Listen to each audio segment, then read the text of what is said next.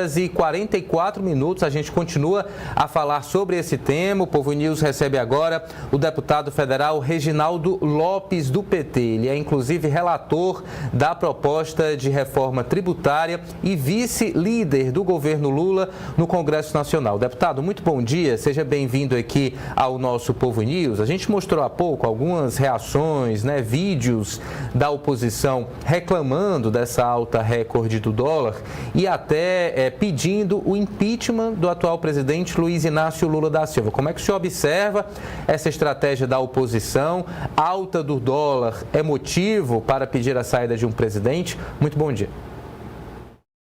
Bom dia. Primeiro, mostra que a oposição não entende nada de economia, Ou seja, você tem economia especulativa e economia real. A economia real é que o Brasil tem pleno emprego, tem crescimento da massa salarial e tem a inflação razoavelmente sob controle. Esse efeito do dólar, eu dividiria ele em três partes. Vamos dividir, como se fosse um bolo, vamos dividir em três partes. O primeiro efeito é o feito que a moeda americana, em todo o mercado mundial, houve um crescimento do seu poder de compra.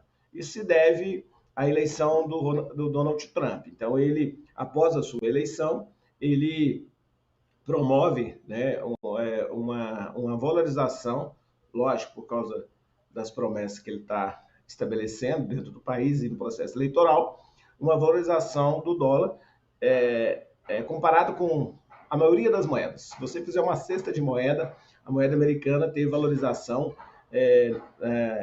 comparada com todas essas moedas, principais 6 moedas mundiais.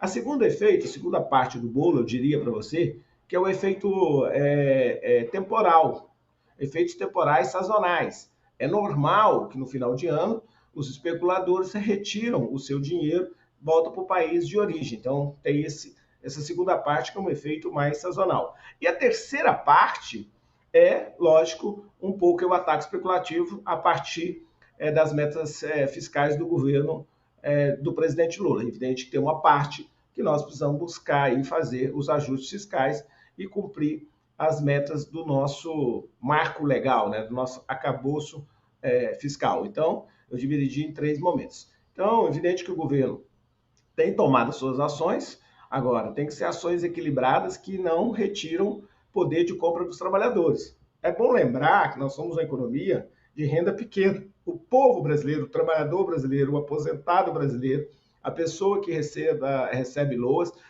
benefícios da prestação continuada, recebe muito pouco. A nossa renda per capita hoje, infelizmente, ela é menor que da Índia e que da China. Então, esse é o grande desafio do Brasil. Como a nossa renda per capita, ela precisa aumentar. E aí, é evidente que nós temos que fazer ajuste, e ajuste equilibrado que tenha resultados práticos, mas, ao mesmo tempo, que toda a sociedade possa contribuir. Por exemplo, não justifica mais alguém das forças de segurança, em especial das forças de segurança nacionais, não aposentar com menos de 55 anos. Então, também é preciso. Não justifica mais você ter super salários. Então, você precisa fazer uma mudança que toda a sociedade também contribua, não só os mais pobres. Então, esse é o meu olhar aí um pouco sobre os desafios que estão colocados. Por outro lado, nós fizemos uma reforma estruturante, porque virou slogan dizer assim, o governo gasta muito e gasta mal. Isso é slogan de campanha. Depois que você vai para o mundo prático, você vai olhar as despesas obrigatórias no Brasil, as indexadas, o que fazer, não tem o que fazer. O que você pode, de fato, melhorar é a eficiência da política pública. Porque quando você melhora a eficiência da política pública, você aumenta a renda disponível estendida do povo. Se você garante educação, ele não precisa levar o filho dele para a escola privada. Se você garante mais saúde, você não precisa levar o filho dele, a família, para a saúde privada. Se você melhora o transporte público, elimina os gastos com o transporte individual. Então, precisamos melhorar a eficiência. Vai cortar mesmo que você tenha muita determinação, mesmo que você seja mais liberal, não tem aonde cortar. Então, a margem é muito pequena. Então, o que sobra? Sobra a eficiência dos gastos públicos, que é importante, dá uma sensação melhor para a sociedade, aumenta a renda dela, e se ela tiver mais renda estendida, renda disponível, ela aquece mais a economia gira, isso faz uma sinergia, um círculo virtuoso de crescimento. Agora, por outro lado, é engraçado que o mercado não quer precificar a maior reforma estruturante da economia nos últimos 40 anos, que é a reforma tributária. Você sabe que a reforma tributária, o Brasil tem um gasto tributário com os mais ricos de 6% do PIB. 600 bilhões de gasto tributário, de incentivos tributários. E a reforma tributária está cortando 3% do PIB. 300 bilhões. Está sobrando o que do gasto tributário? Por que nós não cortamos tudo?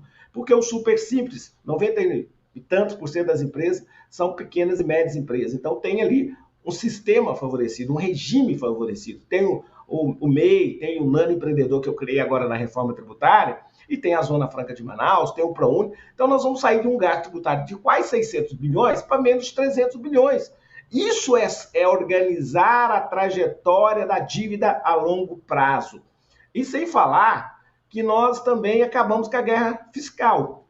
A guerra fiscal nos estados levou os estados a perder 300 ou 350 bilhões, somando os 27 estados. Nós eliminamos essa guerra e vamos colocar no lugar 0,6% do PIB. Vamos sair de 3% do PIB para 0,6% do PIB de gasto. Investimento, porque nesse caso é dinheiro para investimento, através do Fundo Nacional de Desenvolvimento Econômico. Então você coloca, tira 3% dos gastos nos estados e recoloca 0,6% da União para esses estados fazerem aí sua infraestrutura, atrair empreendimento, potencializar suas vocações econômicas, ou seja, então você recoloca ali um instrumento mais eficiente e menos disfuncional para os desenvolvimentos regionais dos nossos estados. Então, eu sou otimista.